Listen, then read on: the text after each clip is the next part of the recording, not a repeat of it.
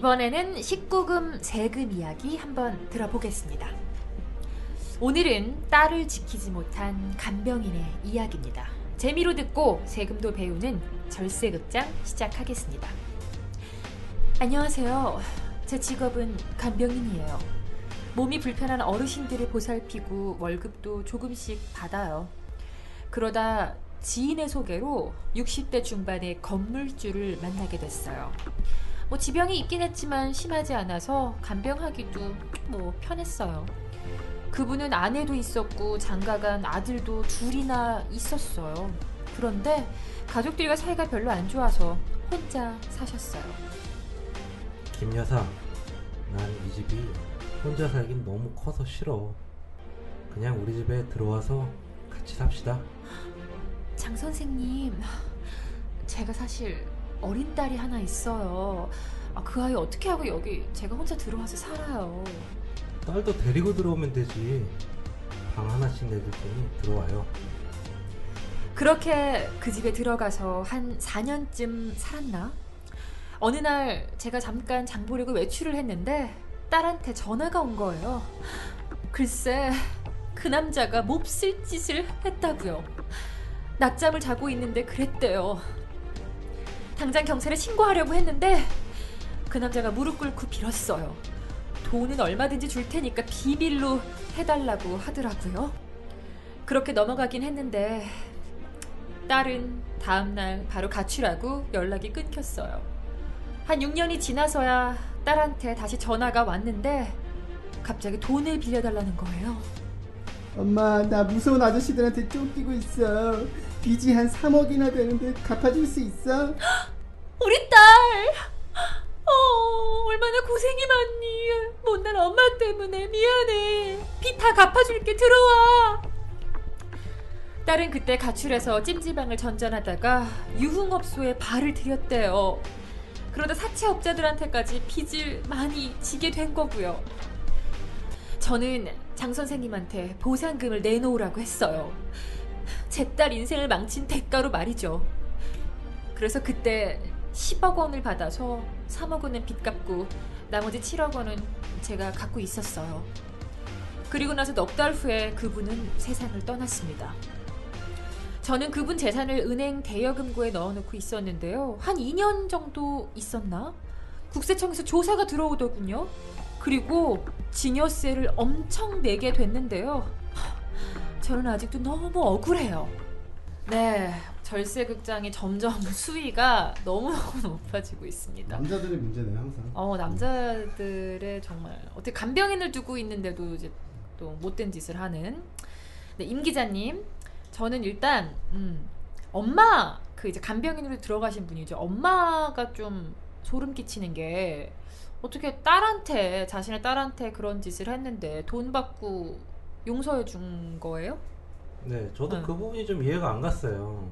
그냥 경찰에 신고를 하고 처벌받고 정리를 해야죠. 네. 딸이 얼마나 상처가 됐겠어요. 그러니까 같이 계속 살면서 돈 받고 사과하고 그러면 그 엄마는 그만큼 재산에 좀 관심이 있었나 이렇게 싶기도 한데 그 건물주의 재산도 엄마는 많이 가져간 거예요?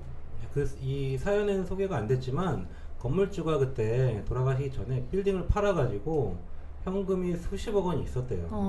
그걸 엄마가 받아가지고 아파트 한 채를 샀었대요. 역시, 그러니까 아파트도 받고 결국 딸에 대한 어떤 보상금이라고 해야 되나? 그것도 받고 그리고 나서 지금 건물주 그 사람이 돌아가시고 나서 대여금고에 나머지 돈들 재산 다 넣어놨다는 거죠? 네, 건물주 유족들은 상속세 신고도 안 했대요. 재산이 얼마인지 몰라가지고. 그렇겠다. 근데 나중에 장남이 이걸 알게 돼가지고 상속재산을 좀 되찾긴 했다고요. 근데 장남도 웃긴 게 연락 한 번도 안 하고 살다가 갑자기 와가지고 그쵸? 아버지 재산 내놓으라고 이렇게 한 것 같은데 정말 좀 약간 내용이 좀 파면 팔수록 좀 지저분한 내용인데 일단 좀 저희가 2회 때인가요? 그 사전증여 얘기를 했었었는데 그 유족들이 상속세를 더 내게 되는 거 이것도 좀 그게 해당하는 건가요? 네, 이게 상속세 사건에서는 좀 많이 나오는 얘기인데요. 음. 유족들은 사전증여 문제로 상속세를 더 내게 됐고요. 네. 엄마도 뭐 국세청에 걸려가지고 증여세 다 내게 된 거죠. 근데 엄마, 그러니까 그 간병인 분 지금 증여세가 억울하다 이런 얘기인 거잖아요. 그거는 그래서 뭐 어떻게 됐어요? 또 뭐 돌려받으려고 막 했나? 어떻게 했나? 아니요, 이건 못 돌려받았어요. 그 딸 보상금 그거는 사건이 발생한 지 한 7년 후에 받은 거라서 뭐 입증도 안 됐고, 네. 그 경찰에 신고한 내역도 없어가지고 뭐 위자료 같은 거 인정도 안 된 거죠. 근데 딸에 대한 어떤 그 위자료가 인정이 안 됐는데 그 간병인과 이 건물주도 관계가 좀 처음에 들어와서 살아줘 막 이렇게 했을 때 보면은 애인 관계, 뭐 사실혼 관계가 아니었나 싶기도 한데 또 건물주는 원래 본처도 있긴 있지만 따로 살았다고 했잖아요. 그러니까 그럼 이 둘의 관계 같은 거는 뭐 어떻게 그건 증명이 또 안 됐고요. 네, 이런 19금 사례들 보면은 중요한 게 본처가 중요하거든요. 본처가 있느냐 없느냐, 혼인신고가 돼 있느냐 아니면 이혼을 했느냐, 그런 게 중요한 건데, 왜냐면 중혼이 안 된다 그래요, 우리나라 그쵸. 민법상으로. 그래서 뭐 두 사람이랑 결혼을 하면 안 된다는 거죠. 본처가 있으면 다른 사람을 아무리 뭐 사랑하는 내연녀가 있어도 그게 인정이 안 되거든요. 바람 피고 이런 거든 인정이 안 되는 거구나. 네, 그래서 본처가 있었으니까 사실혼도 아니고 그냥 남남 관계에서 재산을 증여받은 거죠. 돌려받지도 못했고요, 나중에. 그러니까 본처가 있으면 아무리 사실혼 관계였어도 그게 인정을 못 받는다. 그쵸? 네. 그런 말씀이신 거죠. 그래서 증여세는 돌려받을 수 없었다. 근데 지금 저희 간병인 얘기하는데 간병인 얘기가 항상 되게 수위가 센 것 같은데, 저희가 그때 그 드라마 히트쳤던 김선아 씨 나오고 그 품위 있는 그녀였나? 그것도 결국에는 간병인과 이제 사랑을 하게 돼서 뭐 그런 내용이잖아요. 그것도 실화죠? 네, 그런 사례가 있었어요. 이 19금 소재 제가 찾다 보면 이런 일이 엄청 많아요. 그래서 간병인하고 사랑에 빠져, 그 드라마에서도 그랬잖아요. 사랑에 네. 빠져서 다 주고 그랬는데 나중에 또 유족들이 뭐 상속세 내야 되고 그런 문제가 상당히 많습니다. 근데 임 팀장님은 이런 내용들 어디서 찾으시는 거예요? 취재를? 소스가 따로 있으세요? 제가 이 소재를 구하는 거는 뭐 제 밥줄이기도 한데 뭐 사실 이렇더라고요. 제 장모님이 네. 결혼했는데 너무 이 19금만 쓰니까 임서방 너무 그러니까. 그런 거 아니냐. 근데 또 좋아하시더라고요. 재밌다고. 아 진짜. 네. 그래서 소스가 장모님이라는 장모님. 저는 장모님도 항상 저한테 소스가 어디냐 물어보시는데 답을 안 해드려요. 네. 알겠습니다. 취재원 보호 차원에서. 네. 알겠습니다. 정말 사실, 네, 말씀하세요. 사실은 이 요새 소재 고갈에 시달리고 있어요. 제가 한 50편 썼는데 이 사례가 없어요. 이제. 너무, 자, 저희 귀등돈 듣고 계시는 분들 저희한테 이제 자기 주변에 있었던 일들 보내주시면 저희가 방송에 사연에 소개를 해드리니까 부끄러워하지 마시고 이제 해주시면 되겠습니다. 정말 항상 저희가 19금 세금 하면서 느끼는 거지만 일단 돈 많으신 분들에 한해서 이런 일이 많이 벌어지는 것 같고, 특히 이제 인간관계에서도 애정 문제, 항상 이제 여자 문제, 남자 문제가 발단이 되는 것 같아요. 근데 결국에는 다 세금으로 이어지는 것 같아요. 그러니까는 그 뒤끝이 좋아야 하니까 좀 이런 부분들 신경 쓰시고, 좀 오늘도 역시 씁쓸한 내용이네요. 그쵸? 딸은 또 그렇게 인생을 망치고, 아무튼 그 어머니가 좀 뒤늦게나마라도 반성하고 좀 딸 잘 챙기셨으면 좋겠습니다. 재미로 듣고. 다 씁쓸한 내용밖에 없어요. 그러니까 사실. 마무리를 제가 항상 그 쓰신 50편을 다 봤는데요. 다 씁쓸해요.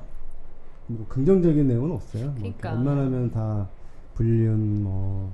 그러니까 그 말로가 안 좋은 거예요, 여러분. 그래서 19금이 불륜 있잖아요. 저지르고 이러면. 재미로 듣고 세금도 배우는 절세극장 다음 주에도 계속 됩니다. 이거 덧붙이실 얘기? 제가 쓰면서 항상 느끼는 건데 이게 왜 19금과 세금이 연결이 되냐면 이렇게 불륜이나 이런 복잡한 가정사가 있는 분들은 나중에 세금 문제가 꼭 걸려요.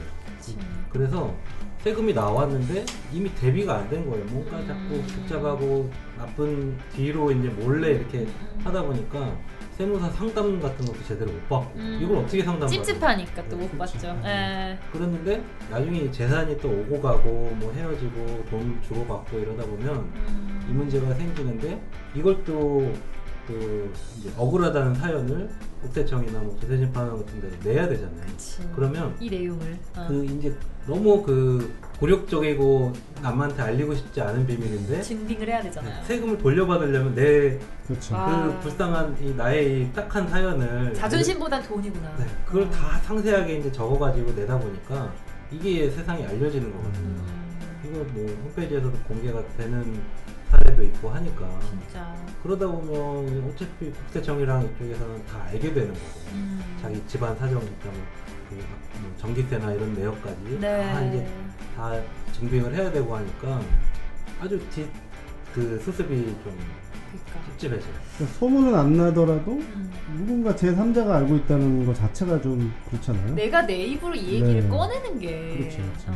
그러니까 내 얘긴데. 세무사님들도 뒤늦게 알고 나면 해결 방법이 없는데 차라리 이게 뭐 나쁜 짓이긴 하지만 불륜 저지르는 분이 솔직히 세무사 한 명 믿을 만한 사람한테 했으면 차라리 괜찮은데 그게 안 되죠. 안 되죠. 어떻게 그걸 얘기를 해. 떳떳하지 못하니까. 나중에 뭐 한다고 해도 수습은 안 되는 거고. 그러니까 지금 이 순간에도 저희가 막장 드라마라고 흔히 얘기하잖아요. 근데 이런 게 정말 현실에서 계속 벌어지고 있다는 게 신기해요. 일단은 신기하고. 그리고 이 여기 심판하시는 분들 얘기 들어보면 이게 그래도 사람이 심판하는 거라서 우리가 듣기에도 아, 이 사람은 진짜 나쁜 사람이라는 사람이 있잖아요. 네네. 근데 그런 사람들은 좀 기각되고 이렇게 좀 인정을 못 받고 근데 아, 나쁘긴 한데 좀 이건 좀 딱하다. 딱하다. 그런 건 좀 인정이 돼요. 역시. 네, 그런 걸 이렇게 판단할 때 좀 보시는 것 같아요. 그런 인간적인 사람 냄새나는 뭐 그런 거를 이건 어쩔 수 없었다. 사람이 하는 일이니까. 일부러 의도적으로 접근했다. 아니면 어쩔 수 없었다. 고의가 없었다. 그런 거는 좀 반영이 되는 것 같더라고요. 이런 일에 안 휘말리시는 게 제일 좋겠지만 혹시 뭐 휘말리시게 되더라도 좀 이런 내용들 많이 알아두시면 뭐 어떻게든 도움이 될 것 같습니다.